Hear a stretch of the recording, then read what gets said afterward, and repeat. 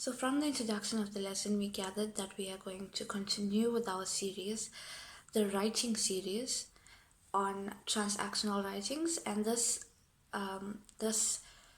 writing transaction that we are going to be doing today is the speech. So, a speech is a written account of an oral address with a specific purpose in mind. The purpose will be determined in the topic. For example, we look at a speech for a birthday party. So let's say we are having a birthday party for our mother. We will look at the characteristics of our mother. We will look at what our mother does for us. We will put all of that in our speech, our love for our mother. But every speech that you do is going to be different. You could be giving a speech at school, and that speech will be of a different tone, of a different outline of a subject. So we look at the characteristics of what a good speech entails. A sign of a good speech is capturing and holding the attention of the audience. It must be written in a paragraph form, and the tone of each speech might be informal or formal depending on the audience. It is important to keep your audience in mind. That is what makes a good speech. You have to start with an opening or a greeting and keep it brief and simple. Then you highlight 3 to 4 key ideas and discuss it each in a paragraph. So we will start off our speech by first giving a greeting or a opening. So for example, say good morning. Today my speech is on so and so. So if you're giving a speech about plagiarism, you'll say good morning.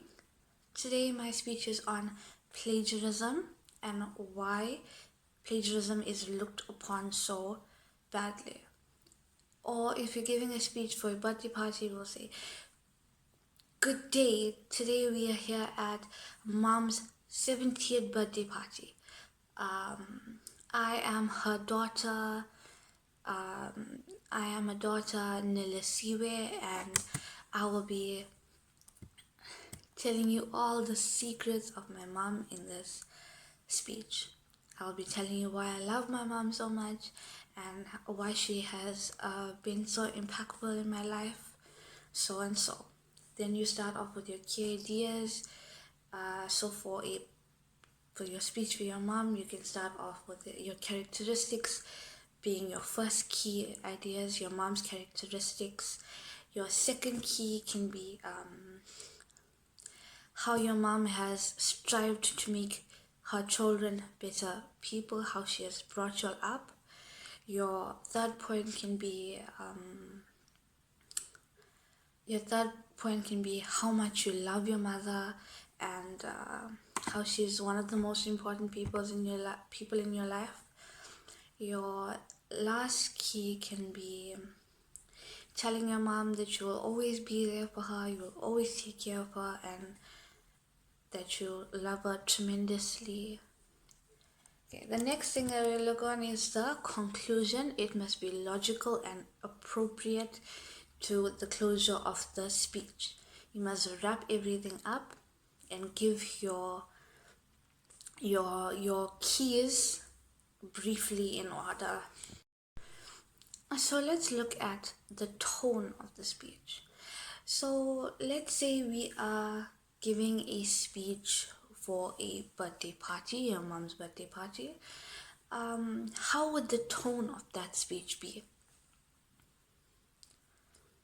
Excellent. It'll be fun-loving, it'll be enjoyable, you'll make it a bit funny to make the audience interested, to keep the audience awake.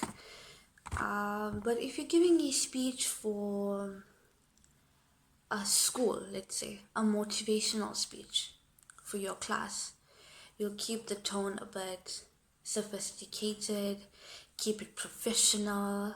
So it's very important to know your audience and your tone. You need to know how to enunciate your work. You need to know how to pause to give emphasis. You need to know how to greet people in different circumstances. So saying, we've been looking at the two examples, a birthday party and a motivational speech. The greeting in the motivational speech will be much different than the greeting in the birthday party. So one is formal, one is informal. So which one do you think is formal? Yes, the motivational speech will be the formal piece, and which one is the informal? Excellent. The birthday party for your mom will be the informal speech. So let's look at an example of a good speech. Look at the worksheet given to you. Let's read. Example of a speech. You, as a former learner of your school, were asked to deliver a motivational speech to the current class you are in. Write the speech that you will deliver. Why dreaming? Okay, so this is the example of the speech. Why dreaming big is not always good. Good morning, class.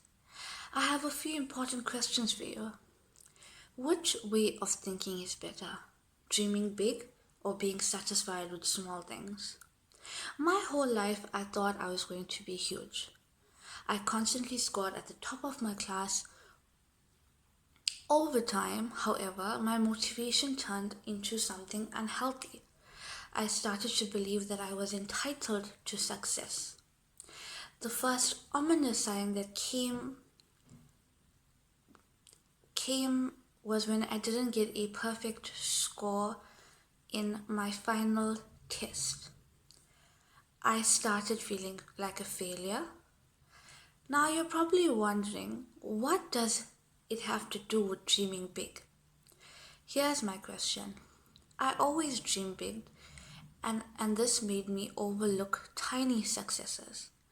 Dreaming big is good as it helps a person set far-reach goals and do bold things, but it can only work if a person has a healthy relationship with failure and takes tiny steps.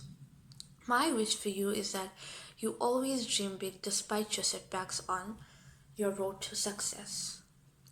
That is an example of a exceptional speech. But this is my activity that I have for you. Look at the speech that has been given in the worksheet. I want you to edit the speech. I want you to look at the heading. Think whether the heading is a suitable heading for the speech. Look at the introduction or your greeting. Do you feel like the greeting gets people's attention? Then I want you to look at your points, your key aspects. How many key aspects are here? Do you feel like this speech is a good speech to give to learners? And I want you guys to take 5 minutes. I want you to look at those things, and thereafter I want you to edit the speech, making it a better speech. It is already a good speech, but I want it to be an excellent speech. So we're going to look at this speech. We're going to take time to look at the aspects that have been given to you already.